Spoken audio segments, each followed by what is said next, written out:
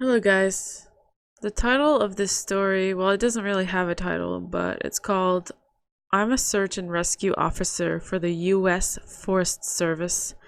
I have some stories to tell. The story goes, I wasn't sure where else to post these stories, so I figured I'd share them here. I've been a SAR officer for a few years now, and along the way, I've seen some things that I think you guys will be interested in. I have a pretty good track record to finding missing people. Most of the time, they just wander off the path or slip down a small cliff and they can't find their way back. The majority of them have heard the old stay where you are thing and they don't wander far.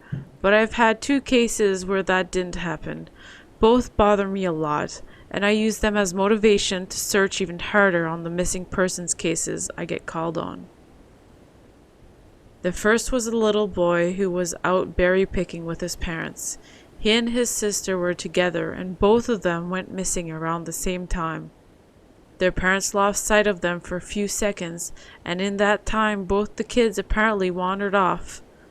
When their parents couldn't find them, they called us, and we came out to search the area. We found the daughter pretty quickly, and when we asked where her brother was, she told us that he'd been taken away by the bear man. She said he gave her berries and told her to stay quiet, that he wanted to play with her brother for a while. The last she saw of her brother, he was riding on the shoulders of a bear man, and he seemed calmed. Of course, our first thought was abduction, but we never found a trace of another human being in that area. The little girl was also insistent that he wasn't a normal man, but that he was tall and covered in hair, like a bear, and that he had a weird face. We searched for that area for weeks. It was one of the longest calls I've ever been on, but we never found a single trace of that kid. The other was a young woman who was out hiking with her mom and grandpa. According to the mother, her daughter had climbed up the tree to get a better view of the forest, and she never come back down. They waited at the base of the tree for hours, calling her name before they called for help. Again, we searched everywhere, and we never found a trace of her. I have no idea where she could possibly have gone, because neither her mother or her grandpa saw her come down. A few times I've been out on my own searching with the cannon, and they've tried to let me straight up cliffs. Not hills, not even rock faces, straight, sheer cliffs with no possible handholds. It's always baffling, and in those cases we usually find the person on the other side of the cliff or miles away from where the canyon has led us. I'm sure there's an explanation, but it's sort of strange. One particularly sad case involved the recovery of her body. A 9-year-old girl fell down an embankment and got impaled on a dead tree at the base. It was a complete freak accident, but I'll never forget the sound her mother made when we told her what had happened. She saw the body bag being loaded into the ambulance, and she let out the most haunted, heartbroken wail I've ever heard. It was like her whole life was crashing down around her, and a part of her had died with her daughter. I heard from another SAR officer that she killed herself a few weeks after it happened. She couldn't live with the loss of her daughter. I was teamed up with another SAR officer because we'd received reports of a bear in the area. We were looking for a guy who hadn't come home from a climbing trip when he was supposed to, and we ended up having to do some serious climbing to get where we figured he'd be. We found him trapped in a small crevasse with a broken leg. It was not pleasant. He'd been there for almost 2 days, and his leg was very obviously infected. We were able to get him into a chopper, and I heard from the other EMTs that the guy was absolutely inconsolable. He kept talking about how he'd been doing fine, and when he'd gotten to the top, a man had been there. He said the guy had no climbing equipment, and he was wearing a parka and ski pants. He walked up to the guy, and when the guy turned around, he said that he had no face. It was just blank. He freaked out and ended up trying to get off the mountain too fast, which is why he'd fallen. He said he could hear a guy all night climbing down the mountain, letting out these horrible muffled screams. That story bothered the hell out of me. I'm glad I wasn't there to hear it. One of the scariest things I've ever had happen to me involved the search for a young woman who'd gotten separated from her hiking group. We were out until last night because the dogs had picked up her scent. When we found her, she was curled up under a large, rotted log.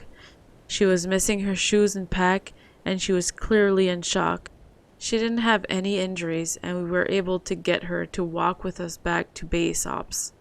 Along the way, she kept looking behind us and asking us why that big man with black eyes was following us. We couldn't see anyone, so we just wrote it off as some weird symptom of shock. But the closer we got to the base, the more agitated this woman got. She kept asking me to tell him to stop making faces at her. At one point, she stopped and turned around and started yelling into the forest, saying that she wanted him to leave her alone. She wasn't going to go with them, she said, and she wouldn't give us to him.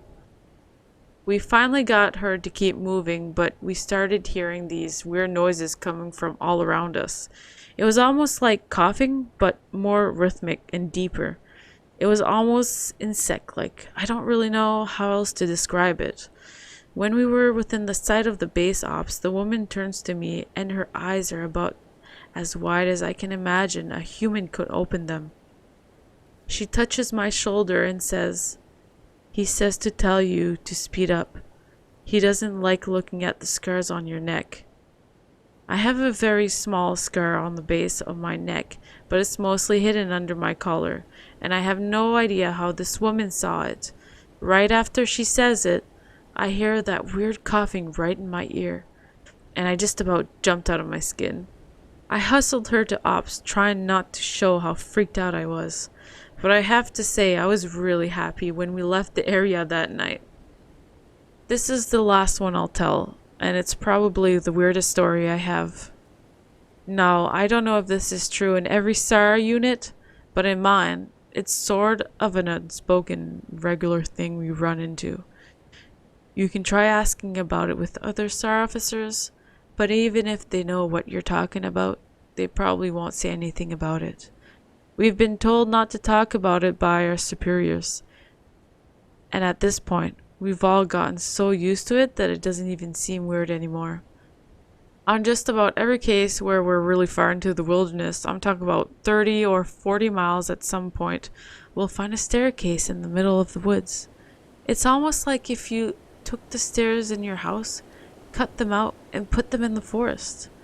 I asked about it the first time I saw some, and the officer just told me not to worry about it, that it was normal.